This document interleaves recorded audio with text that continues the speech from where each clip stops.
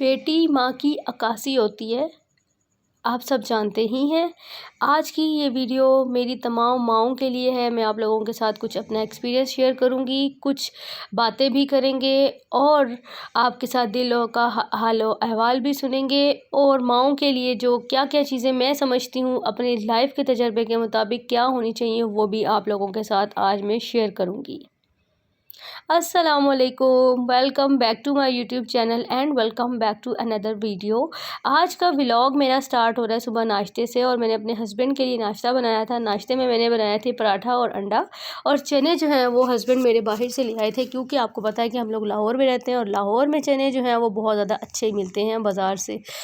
अच्छे चनों के बावजूद मुझे चने बाज़ार के बिल्कुल भी नहीं पसंद, लेकिन मेरे हस्बैंड को पसंद है, तो बस इस वजह से चने जो हैं वो मोस्टली ऐसा होता है कि नाश्ते में आ जाते हैं जब वो घर पर होते हैं तो। अच्छा जी, यहाँ पर जी मैं बना रही थी चीज़ कटलेट्स। ठीक है जी, तो आप लोग देखते जाएं और हमारा टॉपिक जो है वो थोड़ा सा लंबा है, वीडियो बहुत छोटी सी है इस टॉपिक को कवर करने के लिए। तो मैं आप सब माँओं से रिक्वेस्ट करूँगी कि मेरी ये वीडियो ज़रूर देखिएगा, सोचिएगा, समझिएगा और जो एक्सपीरियंस मेरा है, क्या आप लोग मेरी बात से इत्तेफाक करते हैं या नहीं, तो मुझे कमेंट सेक्शन में ज़रूर आप लोगों ने अपनी राय का इज़हार करना है।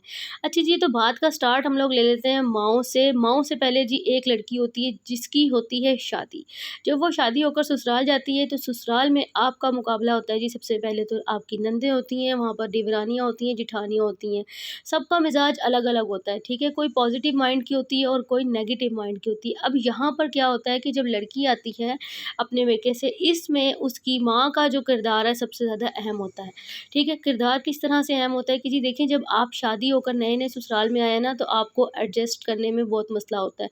पाकिस्तान, इंडिया, बांग्लादेश ये ममालिक ऐसे हैं कि इन ममालिक में अभी भी जॉइंट फैमिली सिस्टम ही चल रहा है और घर पर जो होल्ड होता है वो हमेशा ज़्यादातर सासू माँ का ही होता है, या पहले से घर में मौजूद जो बहुएँ होती हैं, उन सब लोगों का अपना ही एक यूँ समझ लें कि निज़ाम बना हुआ होता है घर का, जिसके मुताबिक आपको जाके चलना होता है। सबसे पहले तो आप लोगों की माँओं को मैं ये कहती हूँ कि जी माँओं को आप लोगों को ये चीज़ सिखा कर ससुराल भेजनी चाहिए कि जी आप लोगों ने ससुराल जाके ससुराल के ही होना है, वहाँ के माहौल के मुताबिक एडजस्ट होना है। वहाँ आप लोगों ने ये नहीं करना कि आप ससुराल गए हैं, आपको अभी 2 दिन नहीं हुए, तो आपने सारे दिन जायज़ा लिया और जायज़ा लेने के बाद आपने क्या किया कि जी अपनी सारी दिन की रूटीन अपनी माँ के कान में डाल दी। अच्छा जी, अब देवरानी ने क्या किया, जेठानी ने क्या किया, फलाने ने ये किया, ढिमकाने ने ये किया, कि आप लोग इस तरह से अपनी माँओं के साथ डिस्कस करते हैं। माएँ जो हैं, कुछ माएँ, मैं हर एक की माँओं को ऐसे नहीं कह रही, कुछ माएँ ऐसी होती हैं कि जो अपनी बेटी की एक तरह से फ़ेवर कर रही होती हैं।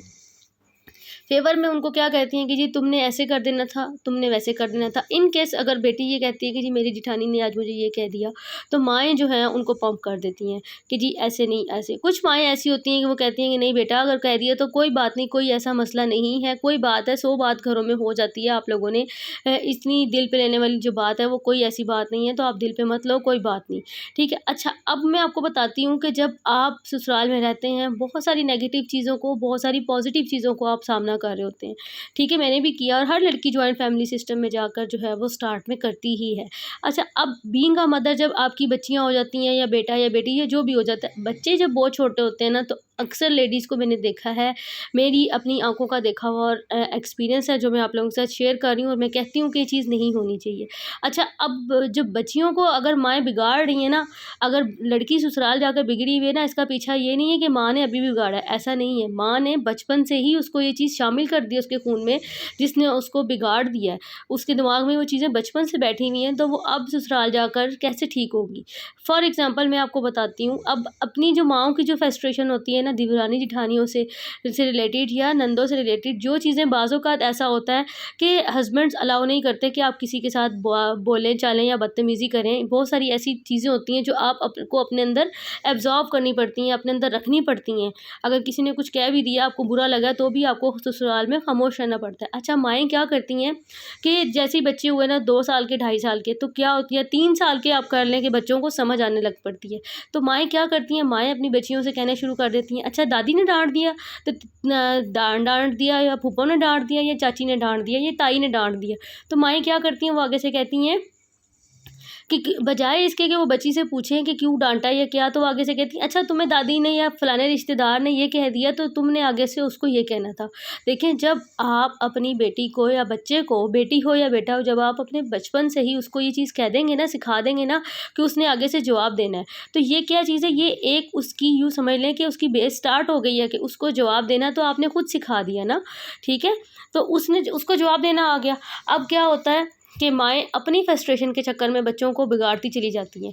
फलाने ने ये कह दिया था, तूने ये कहना था, ये नहीं कहती कि नहीं आपने नहीं कहा, कि किसी ने अगर कुछ कहा तो बेटा आपकी गलती होगी, कोई बात नहीं, कुछ नहीं होता। लेकिन नहीं, जवाब देना माएँ यहाँ से सिखा देती हैं। अच्छा, फिर क्या होता है कि बच्चियाँ जवाब देना सीख जाती हैं यही अमल के साथ-साथ। जब बच्चियाँ थोड़ी-सी बड़ी हो जाती हैं, उनको थोड़ी-सी सेंस आने लग जाती है, तो उनको उस वक़्त तक बदतमीज़ी की आदत पड़ चुकी होती है।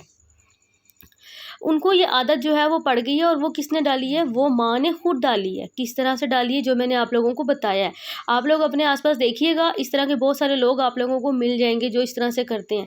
देखिए, बाज़ औक़ात औरतें पता है क्या करती हैं, खुद से कोई बात नहीं कर सकती। सास ने अगर कोई बात कह दी है ना, उनको खुद से जवाब नहीं दे सकती। लेकिन क्या होता है कि अपने बच्चों को ना वो आगे कर देती हैं, और फिर ये कहती हैं जी हमने तो नहीं कुछ भी कहा, बच्चों ने ही कह दिए। अच्छा, अब बच्चों में तो ये चीज़ पुख्ता हो गई। अब जब बच्चियाँ जवान हो जाती हैं ना, ये बड़ी हो जाती हैं, कुछ इस एज में चली जाती हैं, तो वो क्या करती हैं, अब माँ ने कोई काम कह दिया ना, मिसाल के तौर पे, या किसी बात से डाँट दिया अच्छी या बुरी, क्योंकि देखिए माँ तो अपनी बेटियों का या बच्चियों का कभी बुरा नहीं ना चाहती है।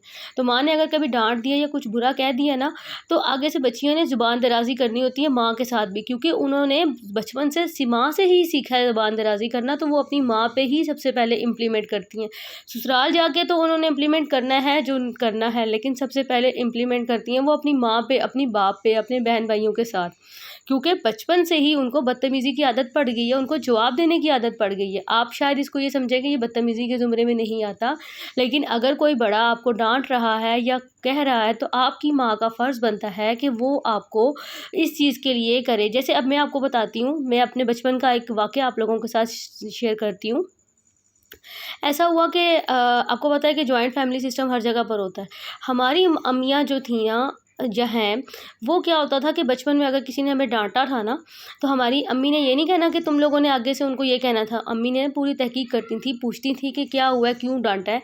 अगर देखें उन्होंने हमारी बात तसल्ली से सुनी, उसके बाद वो हमें यही कहती थी कि बेटा कोई बात नहीं, बड़े हैं ना, कोई बात नहीं, उन्होंने कह दिया तो कोई बात नहीं। देखें, अब यही वजह है कि उस दौर की जो माएँ थी, उनकी बेटियाँ आज भी कुछ हद तक जो है वो अपने ससुरालों में या परवरिश के लिहाज से अगर आप बात कीजिए तो काफ़ी हद तक बेहतर है। लेकिन अगर हम आज की माँओं के साथ कंपैरिज़न करें, तो लोगों की जो है अपनी फ्रस्ट्रेशन निकालने के चक्कर में वो अपनी बेटियों को ख़राब कर देती हैं, और फिर जब बेटियाँ अपने साथ बदतमीज़ी करती हैं ना, तो फिर कहती हैं पता नहीं हमारी औलादों में ये बदतमीज़ी की आदत कहाँ से आ गई है।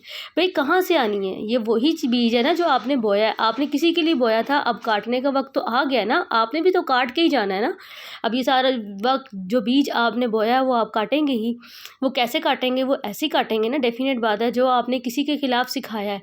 अब हमारी माँ यही कहती थी हमेशा, मोस्टली माएँ ऐसे ही करती हैं कि वो कहती हैं कि नहीं, बच्चों को ये चीज़ नहीं करनी चाहिए, बुरी बात है, बेटा किसी बड़े ने डाँटा है, आपकी गलती होगी, सॉरी करो। ये बहुत बड़ी चीज़ होती है जब आप एक छोटे से बच्चे को ये चीज़ सिखाते हैं ना कि भई ये चीज़ जो है आप लोगों ने नहीं करनी और ये चीज़ आप लोगों ने करनी है। तो आपकी जो बच्चे हैं ना, उनको बचपन से ही समझ आ जाती है कि उनको क्या करना चाहिए और क्या नहीं करना चाहिए। किसी के साथ बदतमीज़ी नहीं करनी, किसी को बदज़ुबानी नहीं करनी। ख़ैर, ये मेरी आज की वीडियो थी, तो मैं आप लोगों से यही कहूँगी कि खुदा अपनी बच्चियों को जो है वो बचाएं, इस तरह की हरकतें जो है वो ना किया करें। कल को जो परेशानी ससुरालों में जाके उनको जो होनी है वो तो होनी है, लेकिन उससे पहले जो उन्होंने बच्चियों ने आपकी नाक में दम करना है या अपने घर वालों की नाकों में दम करना है, बदतमीज़ी कर कर, बोल कर, चीख कर, तो वो बदतमीज़ी आपने सहनी है। इससे आपकी इज़्ज़त भी ख़राब होनी है, आपकी बेटियों की इज़्ज़त भी खुदा ख़राब होनी है। तो खुदा के लिए अपनी बेटियों को बचपन से ही इस तरह की तरबियत देना बंद करें। वीडियो अच्छी लगे तो चैनल को सब्सक्राइब कर दीजिएगा। मिलते हैं अगली वीडियो में। अल्लाह हाफ़िज़।